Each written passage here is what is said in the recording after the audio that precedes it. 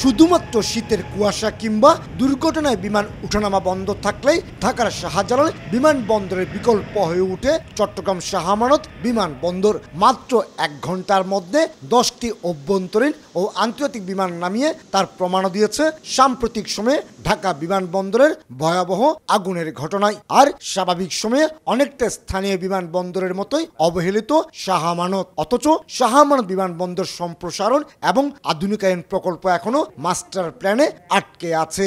এই ধরনের মোকাবেলা যদি ভবিষ্যতে আল্লাহ না করে হয়ে থাকে, তাহলে আমরা আরো বড় পরিসরে আমাদের বিমান, আমাদের চট্টগ্রাম বিমানবন্দরে আমরা আমাদের অ্যাকোমোডেট করতে পারবো। উইন্টার যে আমাদের শিডিউল ঘোষণা হয়ে যায়, এই শিডিউল ঘোষণায় আমরা ঢাকার একটা অল্টারনেট এয়ারপোর্ট হিসেবে আমরা 4 দিন 24 ঘন্টা আমরা আমাদের ওয়াচ মেইনটেইন করব, আর বাকি 3 দিন ওসমানী ইন্টারন্যাশনাল বিমানবন্দর এটা মেইনটেইন করবে। স্বাধীনতার পর অভ্যন্তরীণ বিমানবন্দর হিসেবে ব্যবহৃত চট্টগ্রাম শাহ আমানত বিমানবন্দর জাপানের আর্থিক সহায়তায় সংস্কারের মাধ্যমে আন্তর্জাতিক রূপ পায়। অবশ্য এই মেয়াদকাল ছিল 2020 সাল পর্যন্ত, যা 5 বছর আগে পেরিয়ে গেছে।